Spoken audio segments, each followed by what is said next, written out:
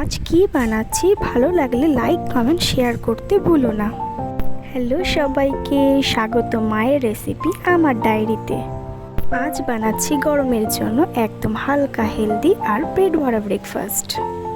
এখানে আমি একটা থালায় নিয়েছি 5 চামচ ওটস, সাথে নিয়েছি পেঁয়াজ কুচি, রসুন আর লঙ্কা কুচি, অল্প পরিমাণ মতন কাশ্মীরি লঙ্কা, আর সাথে নিয়েছি একটু কালো জিরে, স্বাদ মতো নুন আর হলুদ। প্রতিটা উপকরণ অল্প জল দিয়ে ভালো করে মেখে 10 মিনিটের জন্য আমি রেস্টে রেখে দেবো।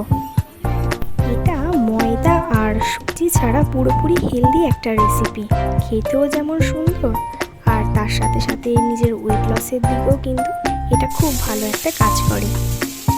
ভাজার জন্য আমি এখানে সয়াবিন অয়েল ইউজ করেছিলাম। একটা জিনিস অবশ্যই মাথায় রাখতে হবে, ভাজার সময় গ্যাসের আঁচ কিন্তু একদম হাই ফ্লেমে দেওয়া যাবে না। লো ফ্লেমে গ্যাসের আঁচ রেখে অল্প অল্প করে এপিট ওপিট ভালো করে ফ্রাই করে নিতে হবে। আর হাই ফ্লেমে যদি থাকে তাহলে ভেতরে ওটসটা একদমই কুক হবে না ভালো করে, আর সবজিগুলো ঠিকমতো কুক হবে না। আমি চিলার দুটো দিক বেশ লালচে লালচে করে ভেজে নিয়েছি, এতে খেতেও বেশ ক্রাঞ্চি লাগবে আর স্বাদটাও বেশ ভালো থাকবে। এটা অপশনাল এই বাটারটা দেওয়া, এটা আমার টেস্টকে আমি আরও একটু হাই রাখার জন্য আমি আমুলের অল্প পরিমাণ বাটার প্রত্যেকটা ছিলায় অল্প অল্প করে একটু মাখিয়ে নিয়েছিলাম, এতে খেতেও স্বাদটা বেশ সুন্দর হয়েছিল। বাটার ছাড়াও এর স্বাদটা অপূর্ব, তার কারণ আমি যখন আগে ম্যারিনেট করেছিলাম সেই সময় আমি অল্প ম্যাগি মশলা দিয়েছিলাম। তোমরা চাইলে এই বাটার আর টমেটো সস এর দুটোকে অ্যাভয়েডও করতে পারো, আবার একটু স্বাদটাকে ভালো রাখার জন্য আর একটু বেটার করার জন্য এই দুটো ইউজও করতে পারো। ওটস চিলা বানানো একদম রেডি। এইবার আমার স্টুডেন্টদের থেকে আমি একটা ছোট্ট রিভিউ নিয়ে নেব, দেখা যাক তারা কি বলে। প্রত্যেককে এবার গিয়ে দিয়ে দিই।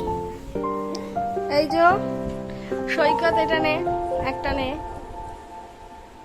দাঁড়া, এখন খাবি না, সব একসাথে। শুভম আগে খাবে না, একসাথে নাও।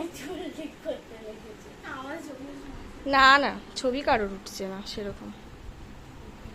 হাতে নেবে সবাই, একসাথে নেবে। ওদিকে এই প্লেটটা দিয়ে দাও, একটা একটা করে নিয়ে নিক, একটা একটা করে নিয়ে নাও।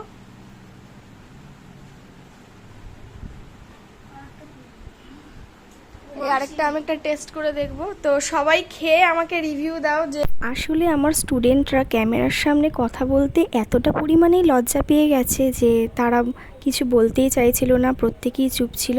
বাট অফ ক্যামেরায় সকলেই বলেছে যে খুব ভালো হয়েছে দিদি। তোমরাও সকলে কমেন্ট করে জানিও।